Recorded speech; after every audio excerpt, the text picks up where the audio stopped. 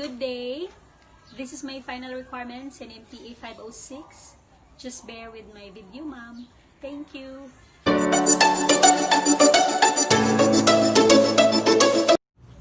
Hi, ma'am.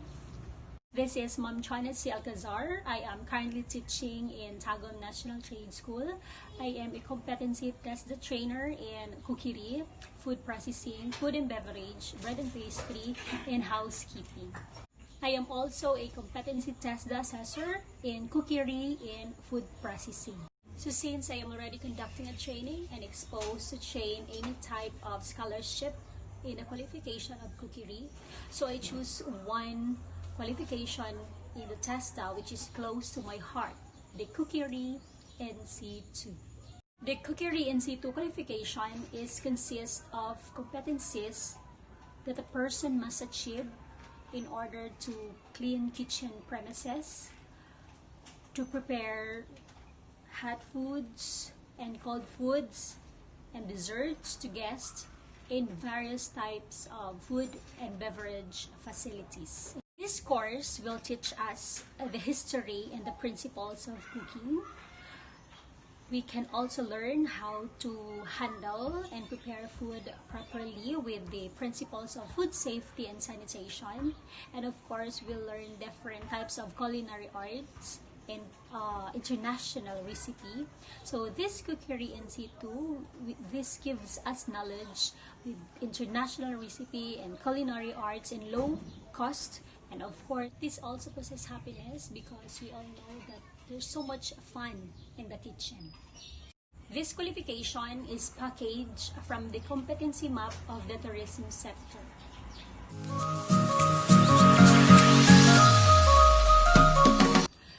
These are the core competencies of Cookery NC2. The first competency is clean and maintain kitchen premises. It has 3 learning outcomes. Number 1, clean, sanitize, and store equipment. Number 2, clean and sanitize premises. And number 3, dispose of waste. The second competency is prepare stocks, sauces, and soups. First learning outcome, prepare stocks, glazes, and essences.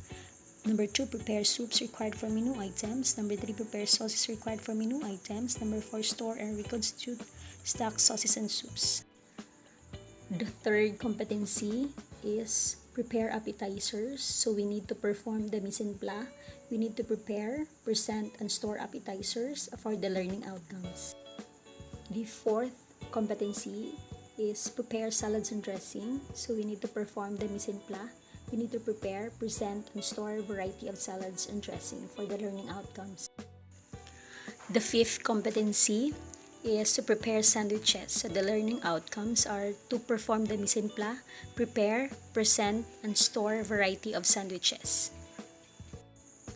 The sixth competency is prepare meat dishes. So the learning outcomes are perform mise en place, cook and present meat cuts for service, and store meat.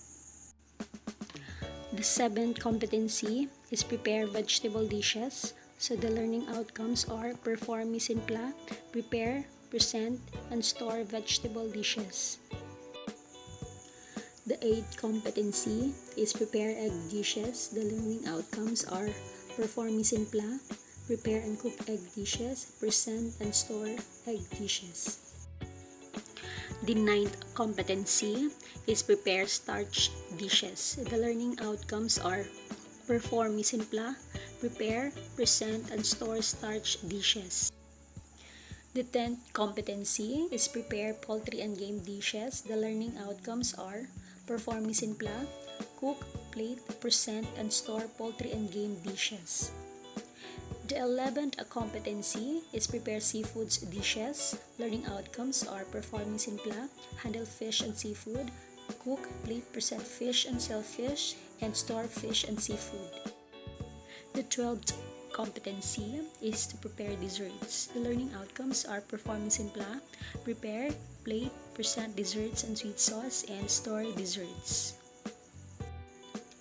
The last but not the least core competency of cookery is package prepared food. The learning outcomes are select packaging materials and package food. Cookery in situ are divided into 3 categories. So the first category is prepare and cook hot meals. This is a project 1. So there are 4 projects, namely preparing soup, the thick and clear, protein with appropriate sauce, the seafood, poultry, pork, beef, and lamb, side dish vegetable, we have glaze, au gratin, buttered or baked, and the side dish starch, the pasta, risotto, and potato. The second category, we have prepared cold meals. This is a project 2. This consists of canapes, 4 kinds of canapes, 4 pieces of each kind, appetizer, cold appetizer, and hot appetizer or the hors d'oeuvres, salad with appropriate dressing from leafy vegetable and non-leafy vegetable, and a sandwich, the contemporary sandwich and open-face sandwich. The third category, we have prepared sweets. This is project 3. So the trainees should prepare hot desserts and cold desserts. Hot dessert includes sweet pastry product with icing, cookies product, and sweet dough. These are the example of the consistency of the thick soup and the clear soup. These are the presentation of the protein from seafood, poultry, pork, and beef. These foods are the example of the side dish vegetables. We have the glazed vegetable, au gratin, buttered or baked vegetable.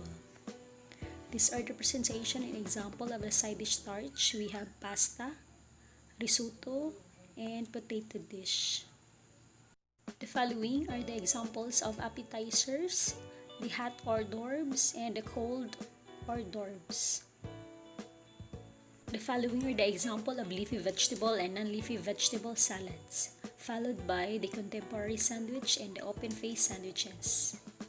And the example of prepared sweets, the hot desserts, and the cold dessert. From this qualification, I would choose competency number 3, which is prepare appetizers.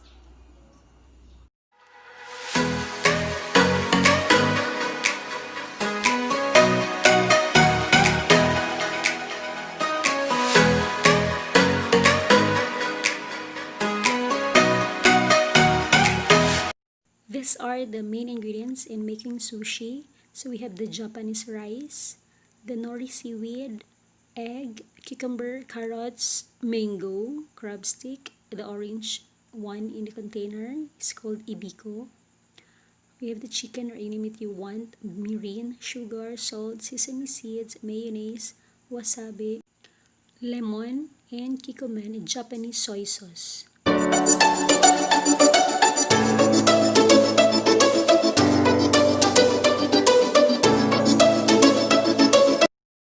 Introducing the kitchen tools and equipment to be used in sushi making. So we have the Japanese rice plate, sushi mat, kitchen knife, kitchen scissors, bread knife, wire whisk, rubber scraper, sifter, measuring cup, measuring spoon, and the miscellaneous, the food gloves, disposable food gloves, and dish towel.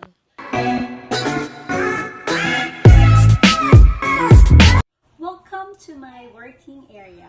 So since I choose the number 3 competency of the qualification of cookery, which is preparing appetizers, so I will be showing to you on how to make, and I will demonstrate on how to make and how to prepare A Japanese kimbap and California maki roll. By the way, when we see hors d'oeuvres, it's also called appetizer or starter. They are small dish or bite-sized food taken before a meal or the main course of a meal to stimulate one's appetite and to enliven.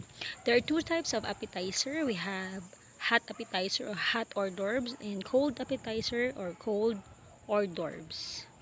Hot appetizers, these are appetizers which are being served while they are still hot and are expected to be consumed as soon as they were served. Cold appetizers are being served cold. Sushi belongs to appetizer since they are served in a small bite size. So these 2 recipe I will perform today belongs to hot hors d'oeuvres or the hot appetizer. As you can see a while ago, we are done performing the mise en place. All the ingredients are being sliced and cooked and all our tools are ready. We're going to have a quick visit first with our prepared ingredients lately. And prepared tools and utensils to be used in making sushi. So I prepared 2 sushi mat, one for the kimbap and one for the California roll.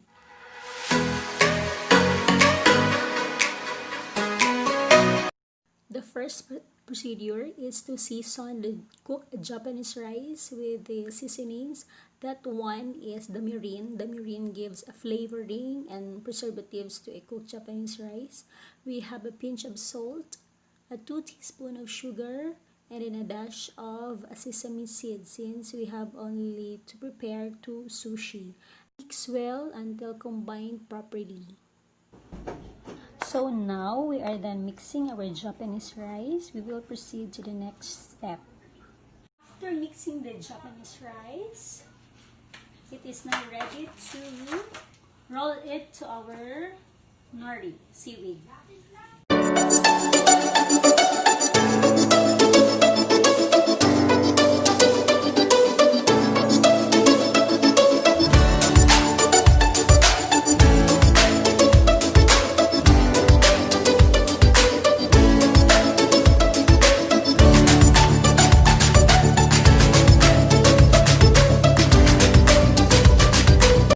So now we will put the fillings like cucumber. Can be 1 hand, can be 2 hands. Carrots. The mango. The meat. Any meat will do. Egg. And then the grub stick. If you want more fillings, no worries. But be sure that it's not too bulky in order for you to roll it properly. Okay, now we're ready to roll.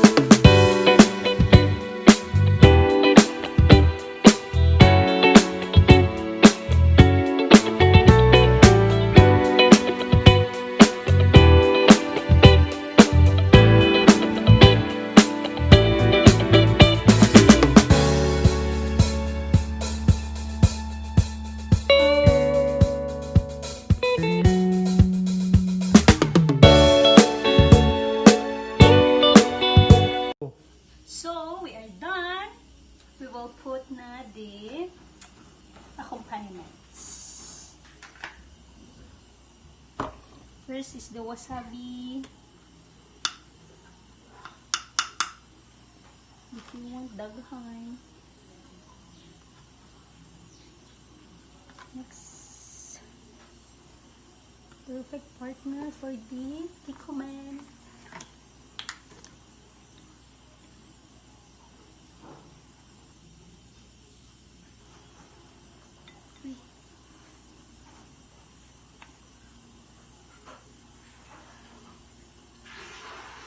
And the Japanese mayonnaise.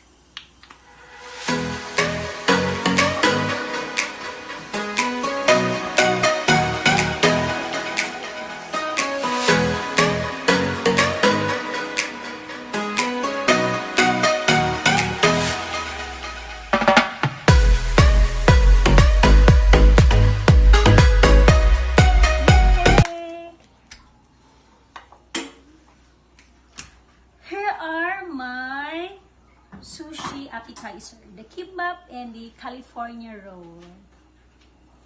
Ngaon ta, ma'am!